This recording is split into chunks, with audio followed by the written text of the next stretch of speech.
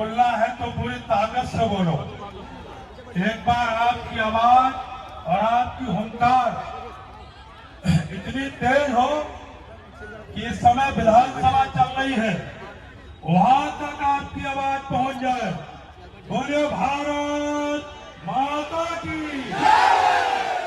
वंदे वंदे।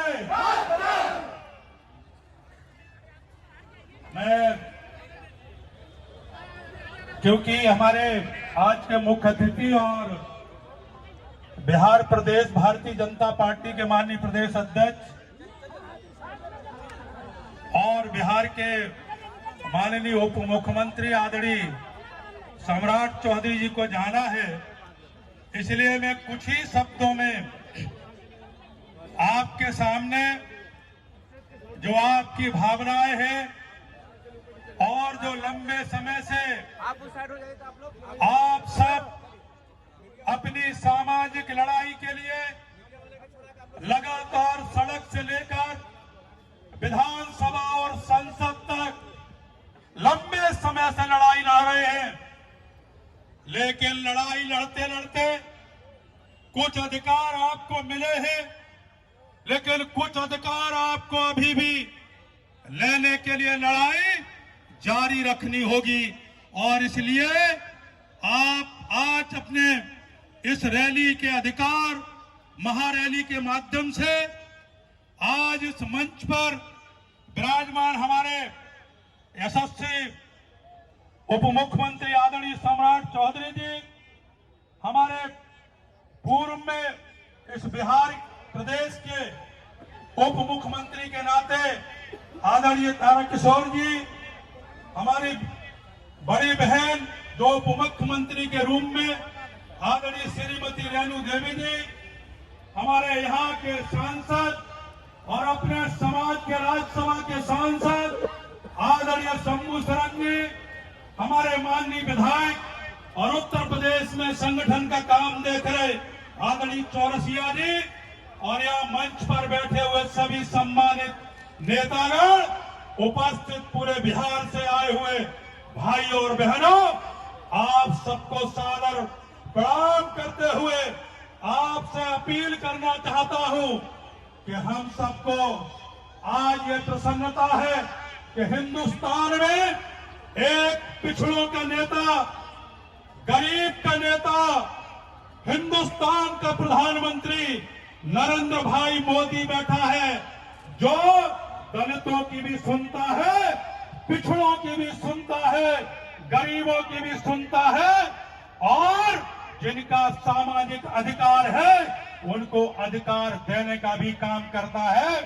ऐसे नरेंद्र भाई मोदी इस समय देश के प्रधानमंत्री हैं, जिनकी भारतीय जनता पार्टी में हम सब आपके प्रतिनिधि के रूप में काम करते हैं, लेकिन हमें इस संविधान निर्माता डॉक्टर भीमराव अंबेडकर ने हमें सामाजिक लड़ाई के लिए, सामाजिक अधिकारों के लिए, राजनीतिक अधिकारों के लिए, आर्थिक अधिकारों के लिए हमें लड़ाई का अधिकार भी हमको दिया है मित्रों।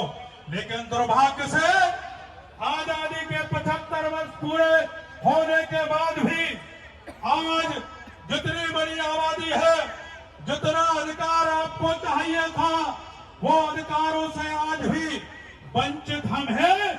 और इसलिए जब वंचित कोई अधिकारों से होता है, वो समाज जब तक लड़ाई सड़क पर नहीं लड़ता है, जब तक अधिकारों के लिए त्याग नहीं करता है, जब तक वो लड़ाई संघर्ष के रूप में सड़क पर नहीं उतरता है, तब तक मित्रों उस लड़ाई की आवाज को कोई सुनता नहीं है और ना उसको कोई लड़ाई का अधिकार कभी मिलता है।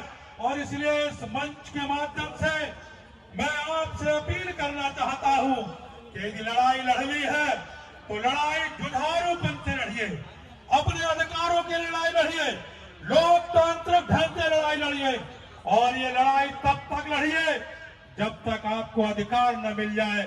मैं बार बार अपने हमारे जो आयोजक हैं बलराम मंडल, ये बलराम मंडल उम्र में छोटे हैं, इनसे भी मैं अपील करूं करूंगा कि आप बिहार के सभी समाज के नेताओं को नेतृत्व तो करो, लीडरशिप करो, लेकिन संपूर्ण समाज के नेताओं को भी इकट्ठा करो।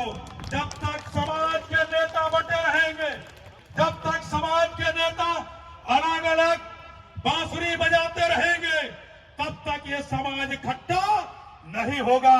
और इसलिए सामाजिक एकता के लिए आवश्यक है कि हमारे सामाजिक नेता भी एक मंच पर एक आवाज से, एक हुंकार से अपने अधिकारों की लड़ाई सड़क से लेकर के संसद तक लड़ने के लिए तैयार हो, एकजुट हो।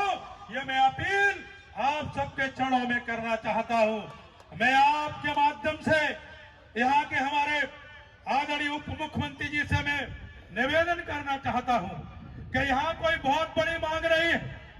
ये सामाजिक रूप से पिछड़ा समाज है, ये आर्थिक रूप से पिछड़ा समाज है, और इसलिए अधिकार बनता है कि आज देश की बहुत सारी जातियों को अनुसूचित जाति में, अनुसूचित जनजाति में शामिल करने का काम हो रहा है।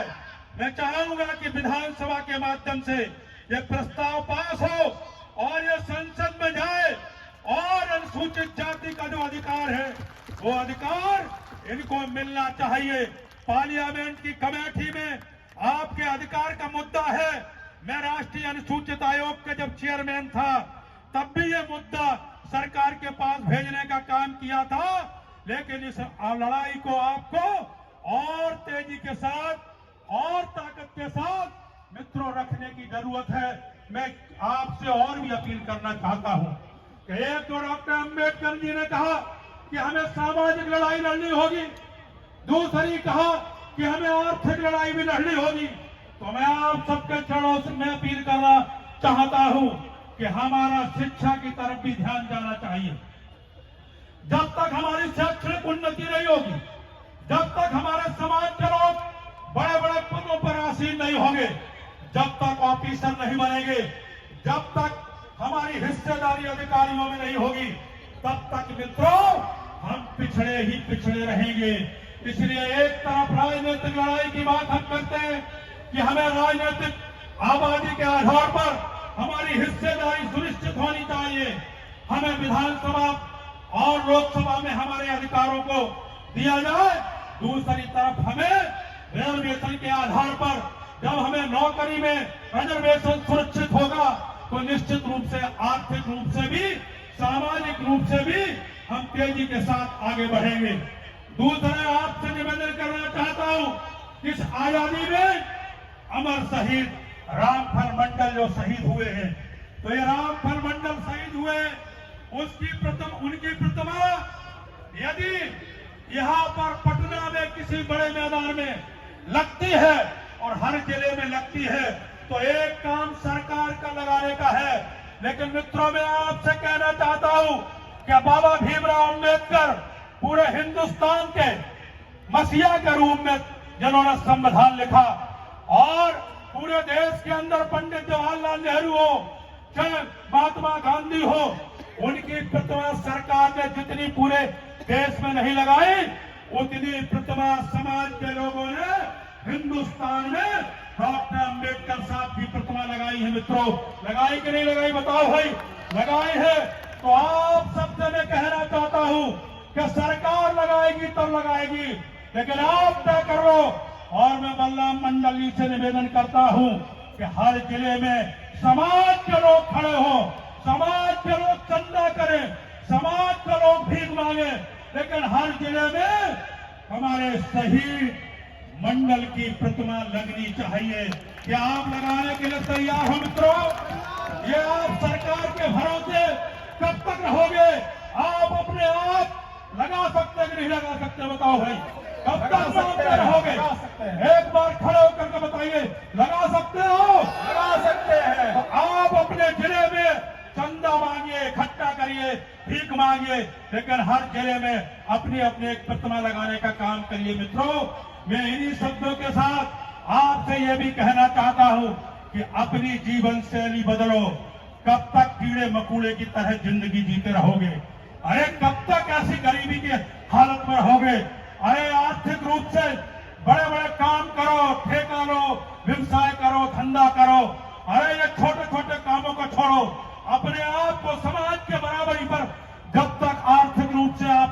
करोगे तब तक आप पिछड़े के पिछड़े रहोगे। जब तक आपकी शैक्षणिक योग्यता नहीं होगी तब तक आप उसी स्थान पर खड़े रहोगे मित्रों। इसलिए मैं आपसे अधिक समय न लेता हुआ, क्योंकि मंच पर कई हमारे नेतागण यहाँ पर उपस्थित है, आपके चरणों में एक ही विनती करता हूँ कि आप सब एक हो जाइए। बिहार का धानुक एक मन से धानुक लिखना शुरू कर दीजिए। और कुछ नेताओं ने हमारे समाज को गुमराह करने के लिए जो षड्यंत्र रचा था, उन लोगों को भी सीख लीजिए, समझ लीजिए, होशियार हो जाइए। आज राजनीति में समाज की ताकत के आधार पर निर्णय होता है। एमएलए के टिकट मिलते हैं, राज्यसभा जाते हैं, लोकसभा का टिकट मिलता है। इसलिए एक समाज एक नाम से यदि बिहार समाज, बिहार का धानुक जाना जाएगा तो कोई भी दल होगा आपको सम्मान देने के लिए तैयार होगा मित्रों, आपको अधिकार देने के लिए तैयार होगा। इसलिए अंतिम निवेदन करता हुआ एकजुट होकर एक नाम से, और पुनः मैं बिहार के धानुक समाज के नेताओं से बात अपील करता हूं चरणों में कि ये समाज के लोग तब तक एक नहीं होंगे जब तक आप मंच पर बैठे हुए सबकी एक आवाज नहीं होगी। यदि आप एक हो जाएंगे तो ये सारा धानुक एक हो जाएगा। बोलो, हो जाओगे नहीं हो जाओगे? बताओ भाई। सब हो जाओगे, सब एक हो जाओगे। जब सब एक हो जाओगे तो आपके अधिकारों को कोई रोक नहीं पाएगा।